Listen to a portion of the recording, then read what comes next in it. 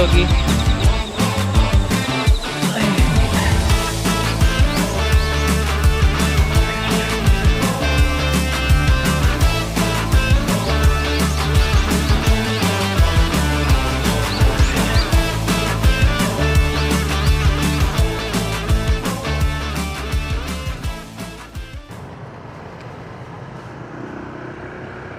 Good morning guys, bali ngayong araw pupunta tayo sa Ilog Kamalig. Pupunta tayo doon kasi susubukan natin yung binili natin na tent. Bumili tayo ng tent para makapag moto camping naman. Yun. Tapos aside dun sa tent, meron pa tayong ibang mga biniling item na magagamit natin buong araw hanggang magdamag. Kagaya dyan yung mga ilaw. Yan, bumili tayo ng ano nga ba yun, yung sa pamatay ng lamok. Tingnan natin yung effective mamaya. And alam ko meron tayong biniling electric fan. Nung first time tayo na pumunta dun sa Ilog Kamalig, wala tayong drone. So ngayon may dala na tayong drone. Makikita natin yung beauty ng Ilog Kamalig na mas maganda.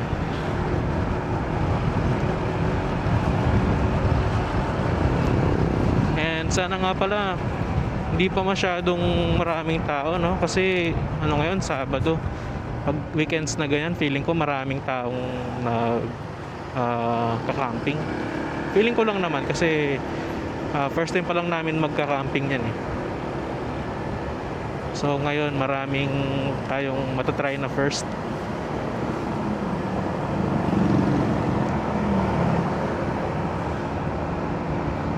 About naman sa pagluluto, hindi tayo makakapagluto kasi nagluto na ako sa bahay para makasave na din ng oras.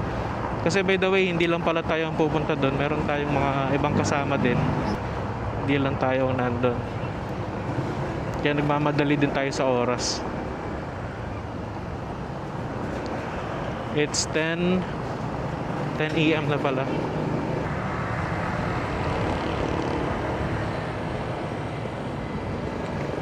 Bali, ang meet up point pala natin is yung kay kila Ate Liza. Punta tayo doon, tapos sabay-sabay na tayo aalis. And yung ibang gamit namin, pinadala na rin namin kanina since dumaan sila sa bahay. Hindi kami nakasunod kasi nga nagluto pa ako. Nag-prep din kami. Marami pa tayong pwedeng i-adjust guys kasi first time pa lang nga natin magka-camping. Hindi pa natin alam yung dapat dalhin, ano yung dapat i-ready the day before. And moving forward, syempre i-apply natin yan. Bakit nga pala Ilog Kamalig ang pupuntahan natin yan doon? Ang galing na tayo doon. Pupunta tayo doon kasi nga first time natin magka-camping, tapos mas trip kung pumunta sa na-try na namin before para din mas safe para sa akin.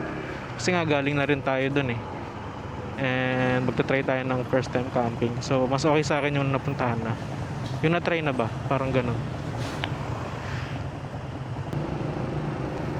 Nakalimutan pala natin suot yung gloves natin, no? Since nagmamadali pala tayo kaninang bago tayo umalis. Natin nadala yung gloves natin, mainit.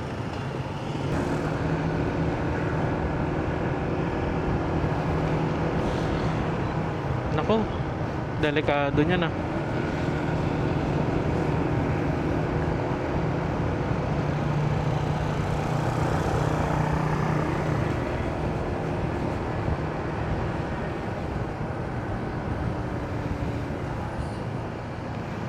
Kapag sa ganitong rotonda, mas prefer ko yung may kotse dyan, nakasabay ko sa may left side. Kasi minsan nahiya akong mag-cut eh. Nahiya ko silang mag-cut. Mas nakikisabay-sabay lang ako.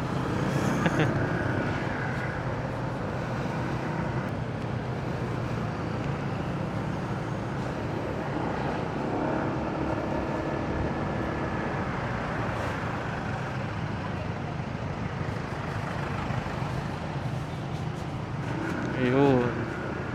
Papuntang Leon siya.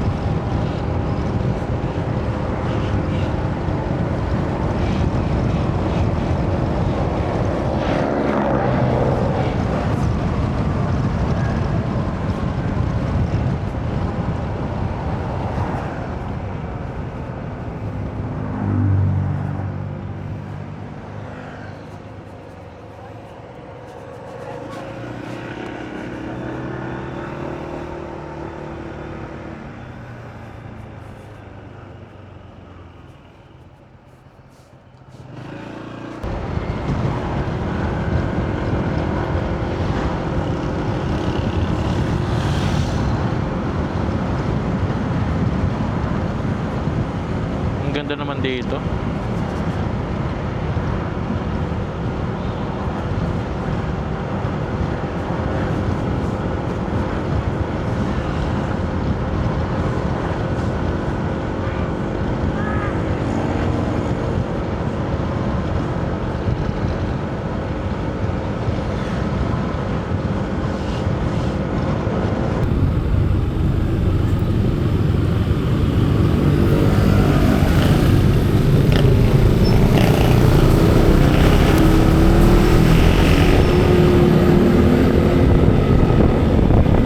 Dito na tayo sa Barangay Pio.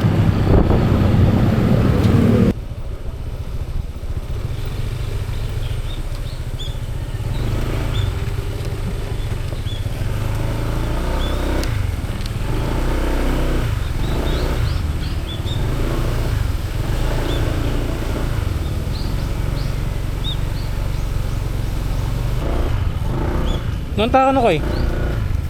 Paano na maglatag eh? Ah, pero kini parking nga pa yung kinin eh. Oo, di pa tayo lagi pa diyan kahit namin. Balik tayo din. Yun yung tatag, dapat din ka mag-tent ka rin ka na mag-park eh. Wah, okay. Gutom pa lang naman mo, kaya masakit na ulo mo.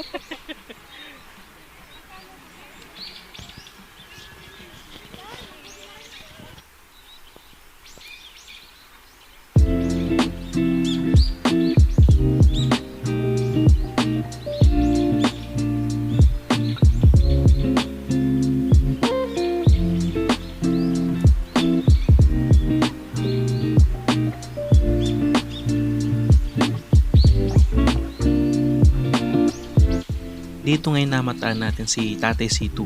Isa siyang sikat na individual dito sa lugar na ito sapagkat siyang nagpasimula ng paglilinis dito sa dating basuran na ngayon kilala ng Ilog Kamalig.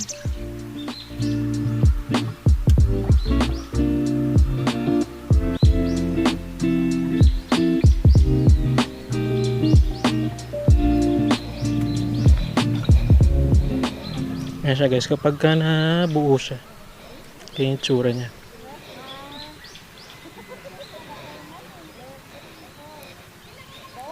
Pero kasya siya dun sa motor. Nga lang, mabigat. Pero kaya naman kung pipilitin. After setup, babad agad. Maabot kay Lube, no?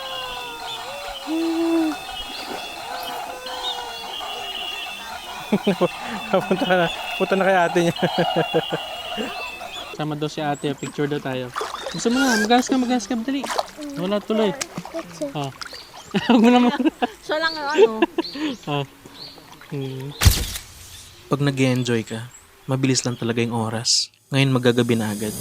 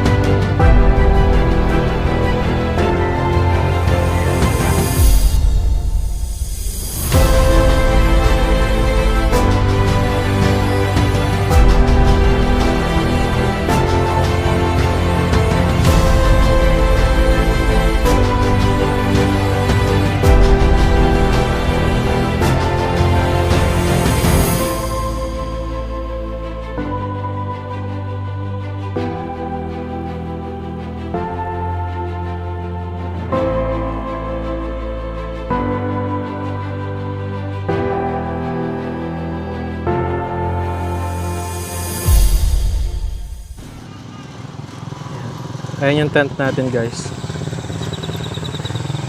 may mga dumarating pa. Maganda na kasi ngayon dito sa Ilog Kamalig. Ito nga pala yung motor natin dito sa harapan natin. Kita nyo ba? Ayan. Tara, buksan natin yung ilaw. Pakita ko yung setup ko sa inyo.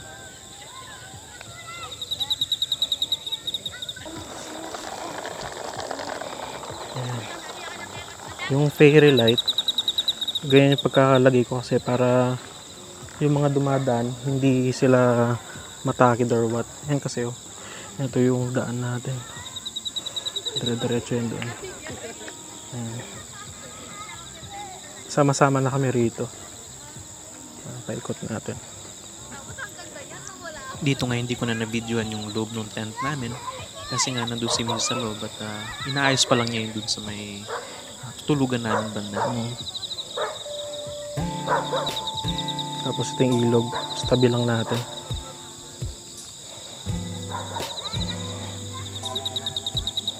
Pwede pa naman maligo, yun nga lang malamig kasi. Hindi rin natin na videoan yung pagkain natin kaninang tanghali. Pero ang pagkain natin kaninang tanghali is tokwat baboy. Sa bahay ko na siya niluto. Tapos dito ko na lang minix.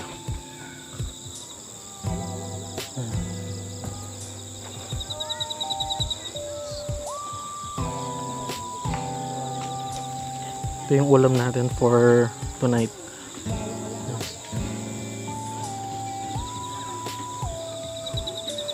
Ano yun? Barbecue? Oh. Tapos may hotdog pa. Ayan. Ate, hi ka na, Teteli. Oo, meron. Ayan, ito siya.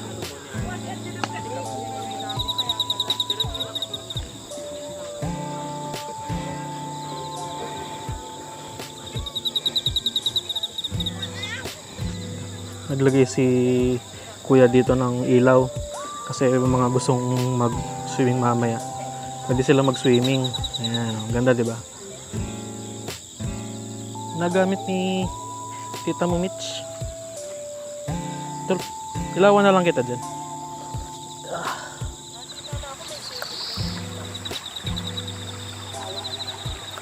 Ano na, Tan? Hinahuli ka na? Tan, dun marami dun, oh. Saan tayo dun? Tara, may ilaw naman tayo.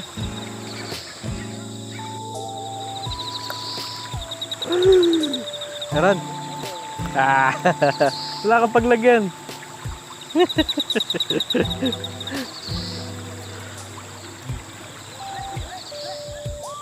Fishing ng maliliit na fish, no? Why not? Nasa bato na tayo. Teka, kita. Ay, ito, dito sila. Meron dyan. Basta yan? Ano nga, no? Kumama yung buntot niya. Malit. Kuha ko muna kayo paglagyan. Pucha. Nabali. Nabali, di ko makakita. Yung shrimp na lang. Mabagal ba yung shrimp? Mabilis. Ay, ang dami nila. Kuha talon lang siya. Lalagay mo lang yung net sa may buntot. After nga dito, naglakad-lakad muna ako pa banda ng bungad. So, may pa-entra pa siyang ganito. Entrance. Yan. Tapos may kubo banda rito. Yung kubo pala is nagre-range na 300 to 500 pesos. Ang pwesto natin banda na tayo sa may bungad. Yan. Narinig nyo ba, guys? May mga naglalaro pa mga bata rito. Kahit gantong oras na.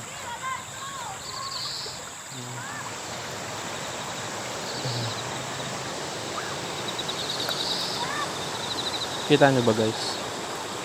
Hello, doggy. Ay, tignan natin nga. So, di natin nakita kanina eh. Ayan yung tsura niya. Yan yung nagpapataas ng ilog. Kasi yung last na punta natin, hindi siya ganun kataas eh, no? Ngayon napakataas niya. Siguro kung nandito yung tent natin sa may tabi, kaka-relax kasi dinig na dinig mo yung agos ng tubig eh. Ganda.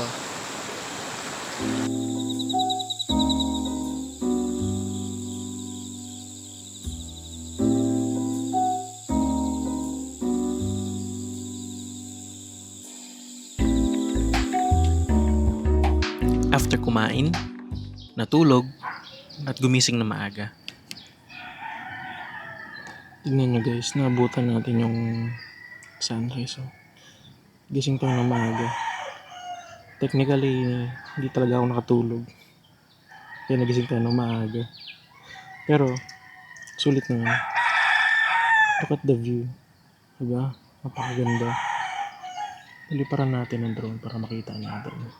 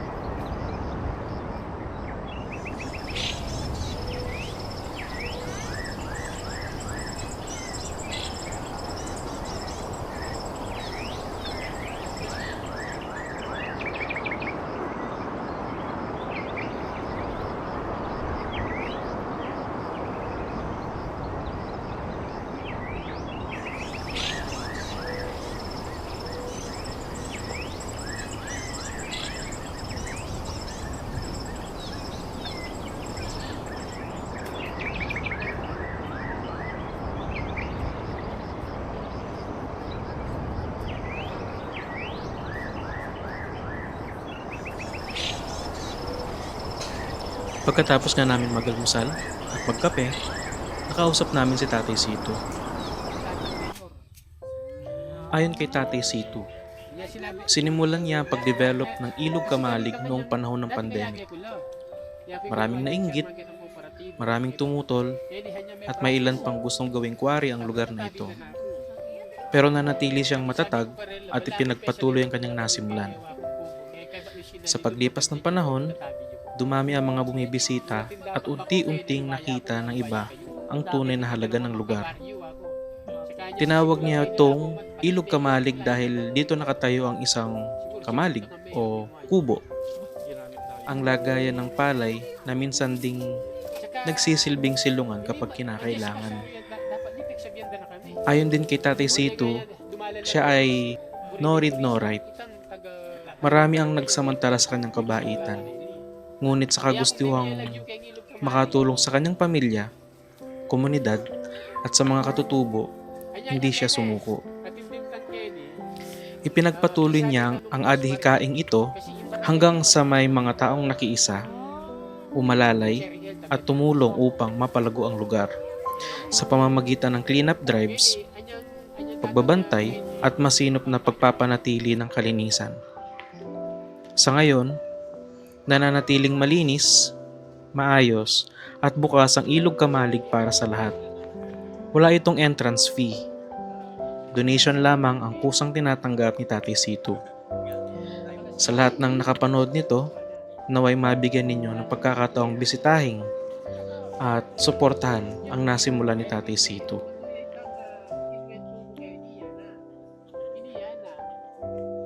Sabi mo na awsan dia kan tayo gay ni balas-balasan. Ini kamalig. Ay ba? Tangketang mo muna pamit yan, ana.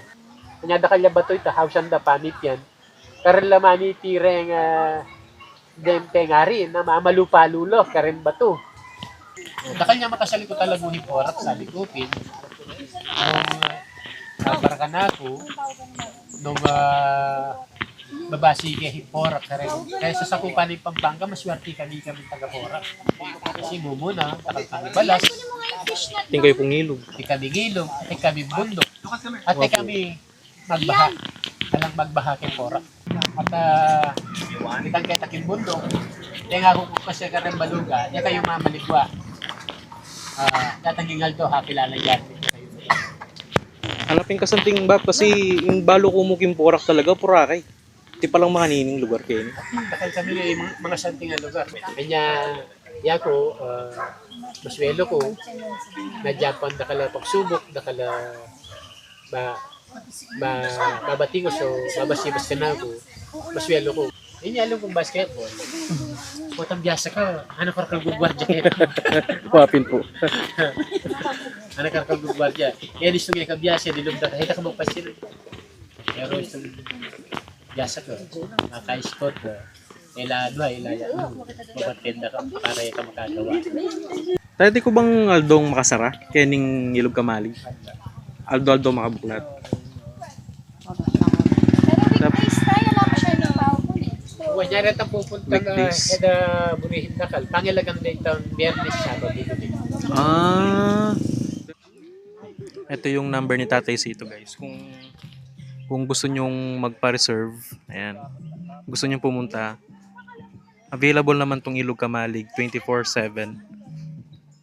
Ayan. Basta tatawag muna kayo. Kung umaga naman kayo pupunta, meron din naman kayong maabutan dun sa may entrance. Hindi naman kayo mahihirapan din. At ito nga ang huling mensahe ni Tatay Sito. Sa ating kong apagumpisan, na hadya maging kwento niya mo, siguro naman, enemy dayo itang Tatay Sito kay Ilog Kamalig. Salamat sa pagsama, guys. Till next time ulit.